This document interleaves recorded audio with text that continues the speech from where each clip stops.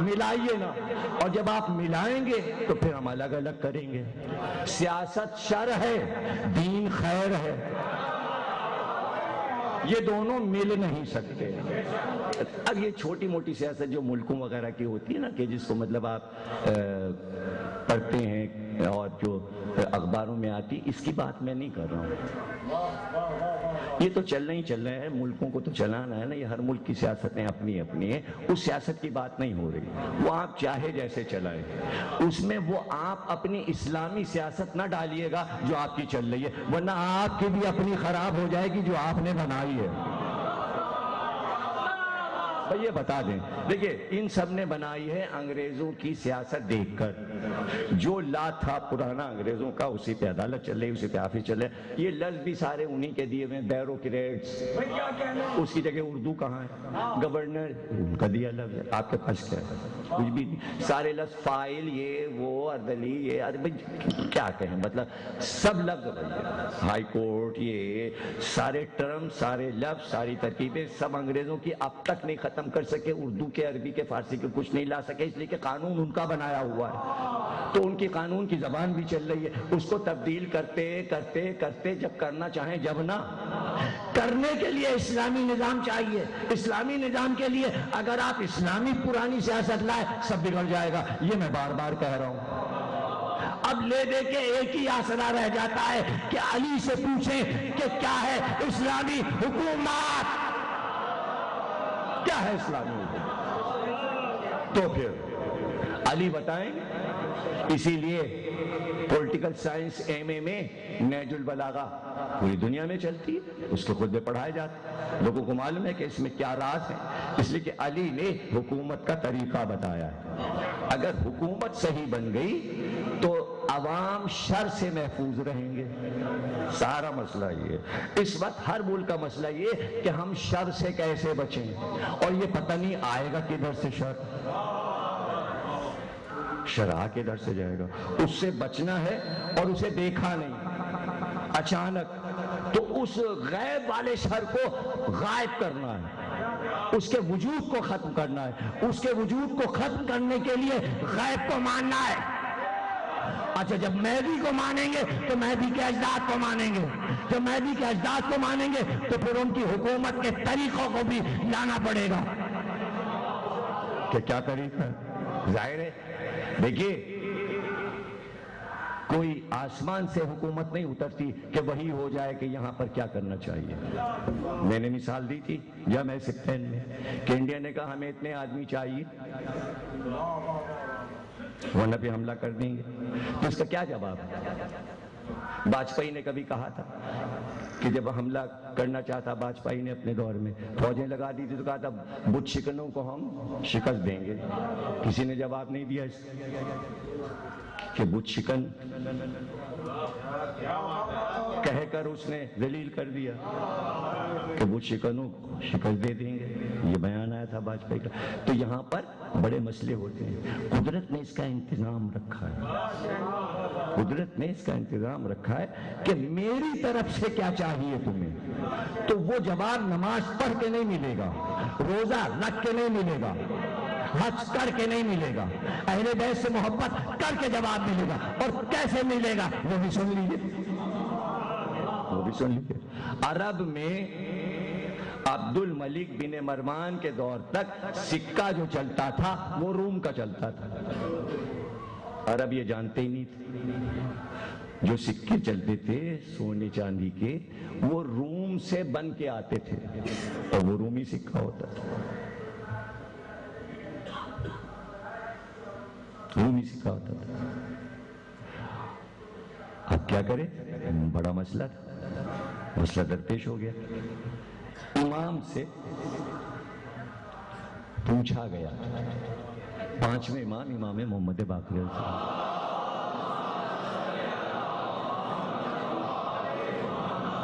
تو آپ نے فرمایا اپنا سکہ ڈھالو اور ایک طرف لکھو لا الہ الا اللہ، دوسری طرف لکھو محمد رسول اللہ۔ یہ بات حکومت وقت کے سمجھ میں کیوں نہیں آئی؟ وہاں سے اسلامی سکہ پہلی بار بنا، اب تو 52 اسلامی ملک کے سکے ہیں نا، چاہے وہ کاغذ کے ہوں یا چاندی کے ہوں یا تانبے کے ہوں یا کسی چیز کے ہوں، لیکن یہ تو اب ہیں نا، ریال اب ہے نا، پاکستانی نوٹ اب ہے نا۔ جب نہیں تھا تو اس کا وجود کسی کے ذہن میں کیوں نہیں آیا تھا؟ جس کے ذہن میں ہے وہ اللہ کے ذریعے اس کے دل میں اتارا گیا کہ مسلمانوں سے کہو کہ اپنا سکہ بنائیں۔ تو جہاں اتنی سوچ نہ ہو امت میں اور محتاج ہو اہل بیت کی، اسی لیے نبی نے کہا تھا قرآن چھوڑ لیں اور اہل بیت۔ بھائی قرآن کی فال سے دیکھ لیتے کہ آپ کیا کریں، تو آج بھی کر لیا کریں کہ یہ انڈیا والے آدمی مانگ رہے ہیں، قرآن کی فال دے کے کیا کریں، کیا کریں؟ اور جب قرآن جواب نہ دے تو پھر کسی بھی ائمہ کی سبانیات پڑھ کے اور کہیں سے بھی تلاش کر لیں، جب ایسا موقع آئے تو کیا کرنا چاہیے۔ اور میں نے جواب سمجھا دیا تھا، جواب میں نے جامعہ سپتہ میں بتا دیا تھا کہ بھئی انڈیا نے کہا اتنے آدمی ہمیں دے دو ورنہ ہم تمہیں ماریں گے، اور ابھی بھی یہی کہہ رہے ہیں، ابھی بھی یہی کہہ رہے ہیں۔ تو صفین میں علی نے معاویہ سے کہا کیوں لڑ رہا ہے؟ تو معاویہ نے کہا آپ کے لشکر میں حضرت عثمان کے قاتل ہیں، اس لیے ہم آپ کو مار رہے ہیں، آپ وہ قاتل دے دیجئے۔ ان کی تعداد، علی نے کہا آ نکل کے، چہرے بتا، نام بتا، میں دے دوں، ثبوت تو دے۔ تو معاویہ ثبوت نہیں دے سکا، ثبوت نہیں دے سکا۔ ثبوت اس لیے نہیں دے سکا کہ 10,000 آدمی علی کے لشکر سے نکلے اور سب نے کہا ہم قاتلان عثمان ہیں، معاویہ واپس چلا گیا۔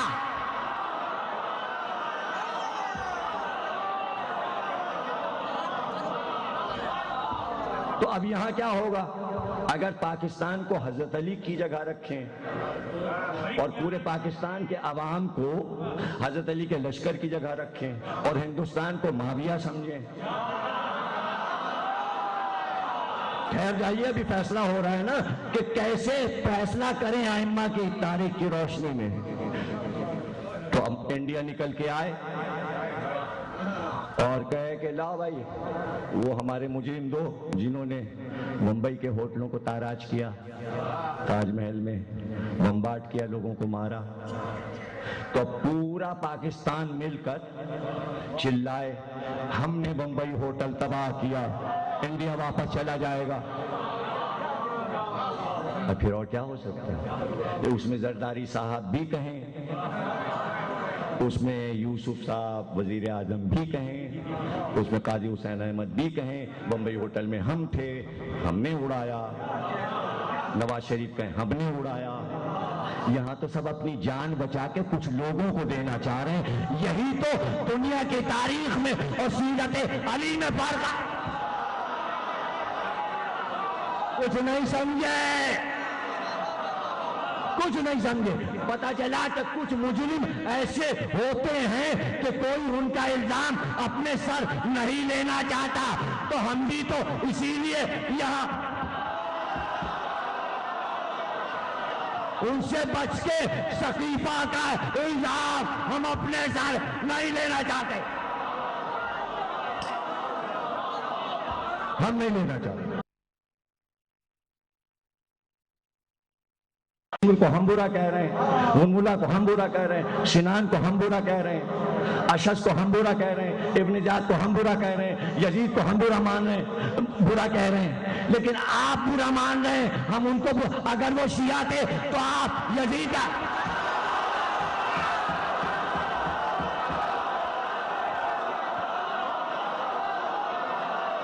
پھر آپ کے برا مانتے۔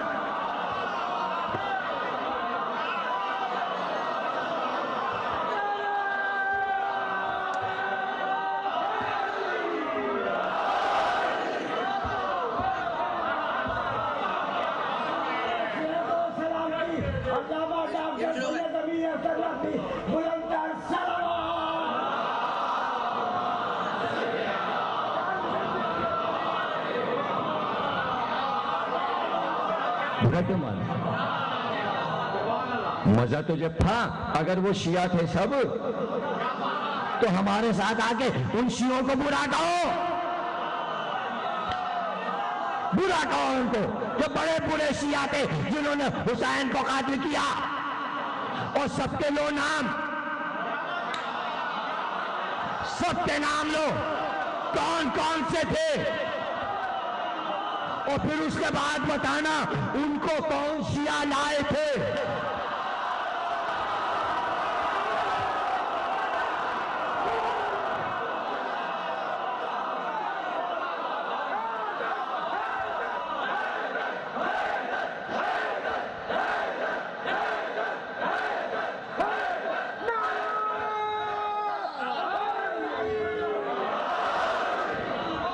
کون لائے؟ ایک لفظ سے آپ فائدہ اٹھانا چاہتے، حدیثیں لاکھوں بھری پڑی ہیں، اس سے کوئی انکار نہیں ہے، تو فیض نئے شریعہ میں محدث دہلوی نے صاف صاف لکھا ہے کہ جب بھی رسول اللہ نے علی کو مخاطب کیا، تم اور تمہارے شیعہ، تم اور تمہارے شیعہ، یہ لفظ شیعہ تو چلا آ رہا تھا کیونکہ قرآن میں آ رہا تھا، ہر پیغمبر کے ساتھیوں کو شیعہ کہتے تھے، ہر پیغمبر کے ساتھی کو شیعہ کہتے تھے، یہ قرآن و حدیث سے ثابت ہے۔ موسیٰ کے شیعہ، ابراہیم کے شیعہ، ابراہیم خود شیعہ، نوح کے شیعہ، سب قرآن میں ہے۔ عیسیٰ کے شیعہ، رسول اللہ کے بھی شیعہ، بنی ہاشم رسول اللہ کے شیعہ تھے، پھر علی کے شیعہ، سلمان، ابو ذر، مقداد، عمار، جلدی سے رسول اللہ نے ان کو علی کا شیعہ کہہ دیا، اس لیے کہ اگر نہ کہتے تو آج پتہ نہیں قادیانی ہوتے سلمان، ابو ذر یا کچھ اور ہوتے۔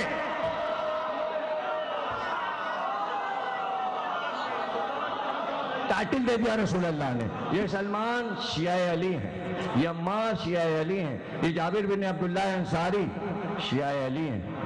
ہمیں اس لفظ پہ کوئی شرم نہیں ہے کہ ہم لفظ کو چھپائیں۔ اب یہ رسول اللہ سے پوچھو کہ یہ سب مسلمان تھے، تو جب مسلمان تھے تو دوسرا ٹائٹل شیعہ کا کیوں دیا؟ تو ہم ہیں تو مسلمان، لیکن شیعہ زیادہ پکارتے ہیں، اس لیے کہ رسول اللہ نے کہا مسلمان تو سب ہے مگر سلمان شیعہ۔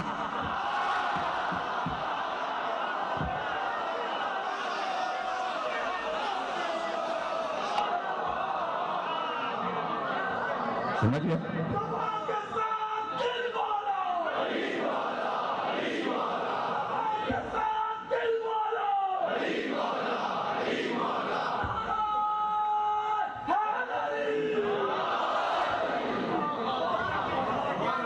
سازشوں نے بہت چپ کے کام کیا، شر کہاں کیسے، ہاں یہ اچھا کہ تم نے اگر پڑھنا ہے تو ماتم بولنے والے کو ممبر کے پاس ہونا چاہیے، ورنہ 1 گھنٹے میں آئے تو پھر کیا۔ ابھی زیارت برآمد ہوگی حضرت علی اکبر کا تابوت، اور نقی صاحب حفظ الفقار نوحہ پڑھیں گے، فوراً نوحہ بولنا جیسے ہی مصاحب ختم ہو، اور تابوت برآمد ہوگا۔ خواتین میں بھی جائے گا، خواتین کو بھی اطلاع کر دی جائے کہ تابوت یہاں کے بعد وہاں آئے گا۔ دیکھیے شر جو ہے وہ کام اپنا آہستہ آہستہ کرتا ہے، غلط فہمی پیدا کرتا ہے، ایسے بڑے آرام سے۔ اس کی ایک مثال دیتا ہوں میں آپ کو تقریر کے آخری حصے میں، وہ یہ کہ نام سے فائدہ اٹھاتا ہے اور امت کو دھوکہ دے دیتا ہے۔ اب جن کی آنکھیں بند ہوں اور وہ عقل اور شعور کے ساتھ شریعت اور دین کو نہ سمجھ رہے تو وہ دھوکہ کھا جاتے نام سے۔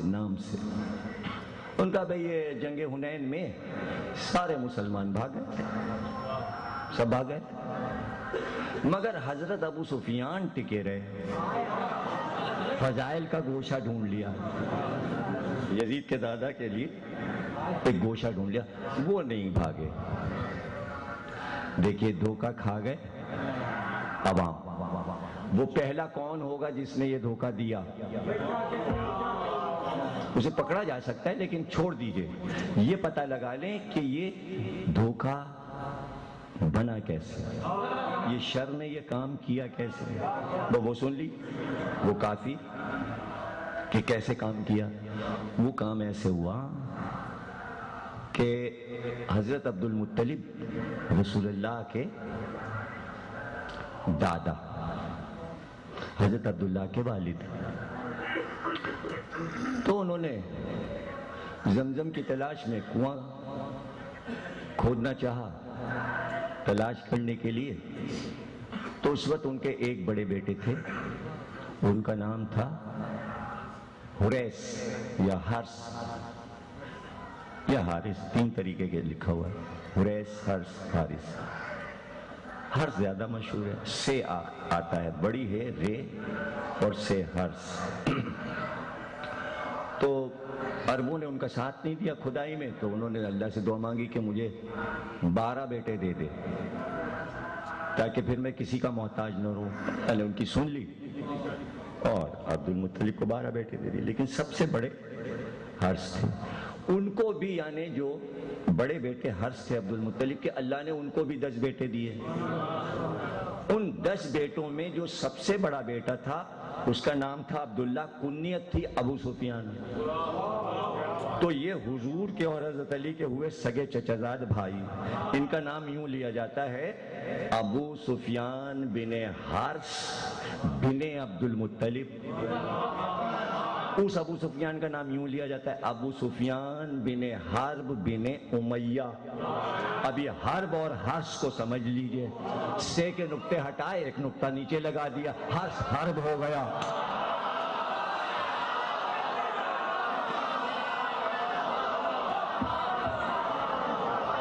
ہو گئے۔ اسلام میں کتابوں میں عربی میں نقطوئی کا تو سارا فرق ہے، نقطوئی سے تو بات ہوتی ہے ورنہ پہچانا نہ جائے۔ دیکھیے نا، سین اور شین لکھی ایک ہی طرح سے ہوتی ہے، لیکن شین کے نقطے شین کو بتاتے ہیں، سین میں نقطے نہیں ہیں۔ نقطوں سے فرق ہوتا ہے، ورنہ فے اور قاف میں کیا فرق ہے، بے پے تے سے میں کیا فرق ہے، نقطے بتاتے ہیں، نقطوں کے ذریعے حرف پہچانے جاتے ہیں۔ ہم تو نقطوں کے ذریعے پوری تاریخ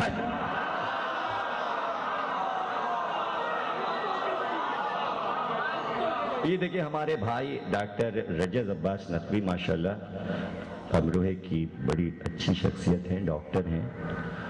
انہوں نے ایک بڑا اچھا کام کیا اور جو مجھے بہت پسند آیا کہ انہوں نے کلاسیکل مرثیے، نقطے کی بات تھی اس لیے میں نے کہا بیان کر دوں، کلاسیکل امروہے کے جو مرثیے پڑھے جاتے ہیں سوسخانی میں اور نوحوں میں، ان کو تلاش کر کے انہوں نے اپنی آواز میں ریکارڈ کیا۔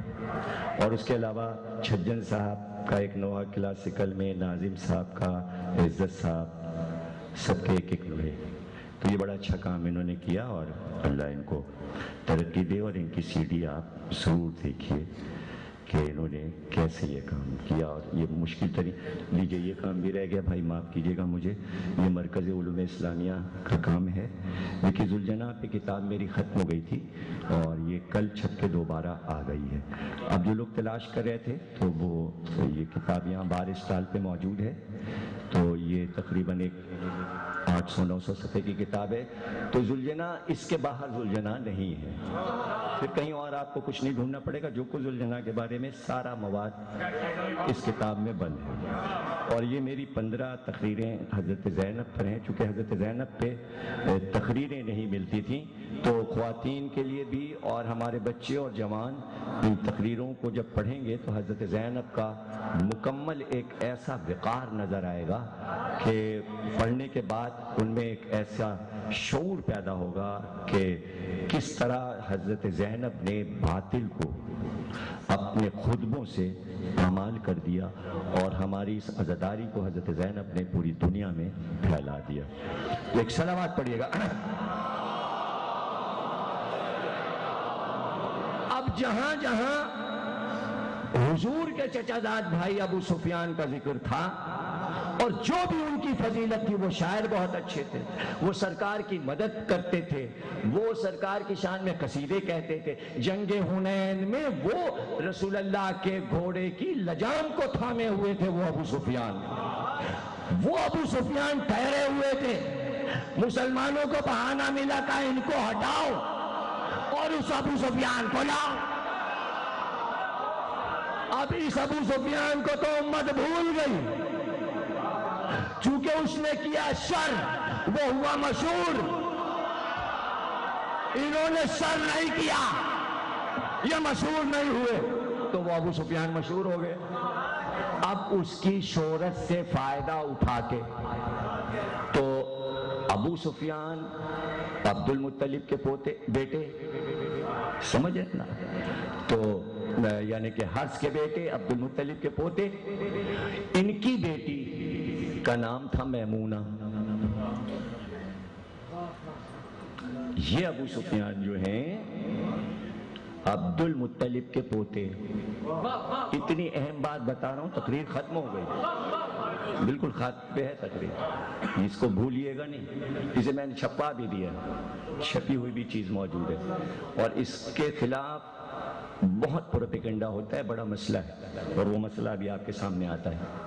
اس کو جاننا سب کو بہت ضروری ہے، جو نہیں سنتے ان تک پہنچائیے، بتائیے گا کہ مسئلہ اس طرح ہے، اس کو حل کر لیجئے، یہ مسئلہ بڑا ٹپیکل مسئلہ ہے۔ ان ابو سفیان جن کا نام عبداللہ تھا، جو حرث کے بیٹے تھے اور عبد المطلب کے پوتے تھے، ان کی بیٹی کا نام تھا میمونہ۔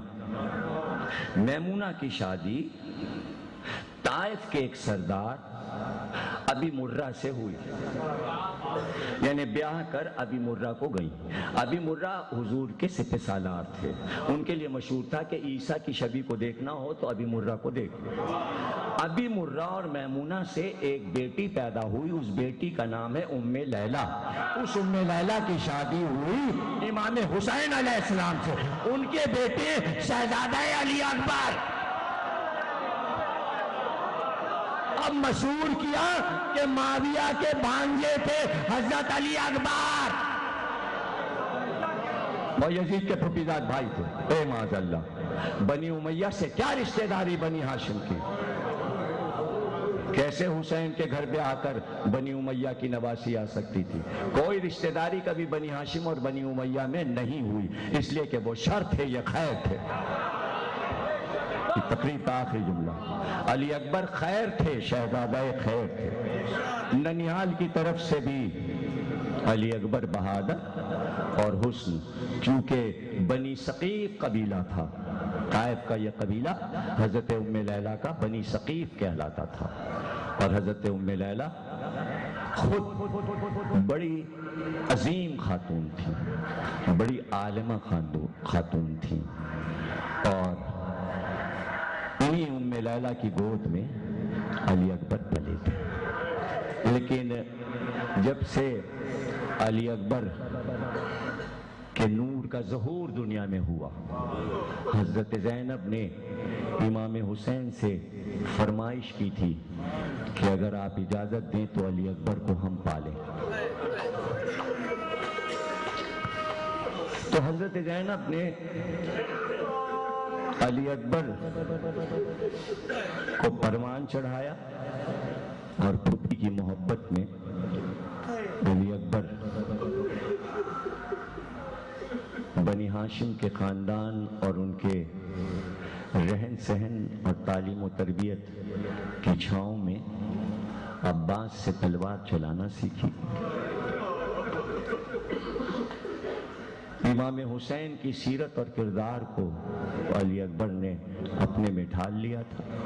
قدرت کا یہ عطیہ تھا کہ رسول اللہ کی صورت میں پیدا کیا، تو محبت، صبر، شجاعت، جو بھی خوبیاں رسول اللہ میں تھیں وہ سب علی اکبر میں ودیعت کر دی تھی۔